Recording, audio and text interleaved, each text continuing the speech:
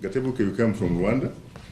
Rwanda is a country that is led by a very interesting president, Major General Paul Kagame, a man, of course, who, in a way, is viewed by different people in different ways.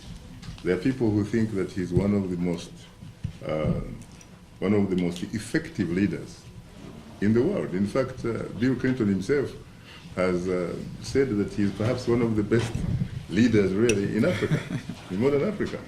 He's a man, of course, who talks about what is important for his people is service delivery. It is not democracy, it is service delivery. And so he thinks he's, he's on the right track, really.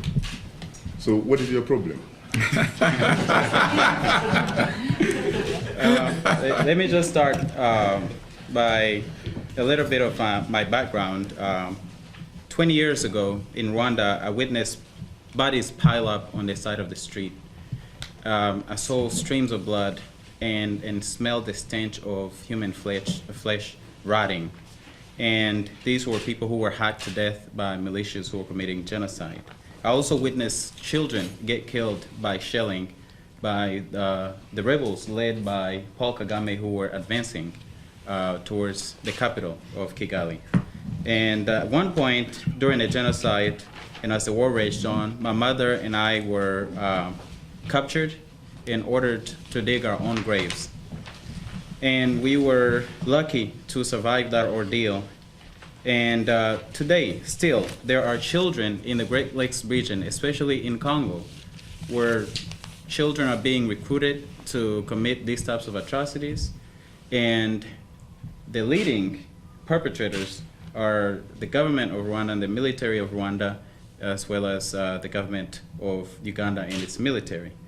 And it's been so bad that even the US, who is a partner to Rwanda, withheld aid temporarily against Rwanda for their atrocities in the Congo.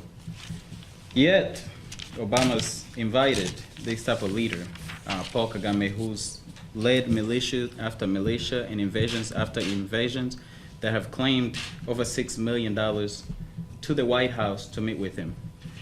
And what is unconscionable about that is that we, the American taxpayers, are footing the bill. We're paying for this type of dictator to come and meet with President Obama. This is unacceptable. This should not happen, and this must stop, and it must stop now. We have spent over or nearly $200 million a year, every year, on this type of government. And the result has been 6 million dead, and majority of them are children under the age of 5. And not only that, repression inside of Rwanda is terrible. People are being assassinated, journalists are being jailed for just doing their job, and yet $200 million of our money is going to support President Kagame and his rule.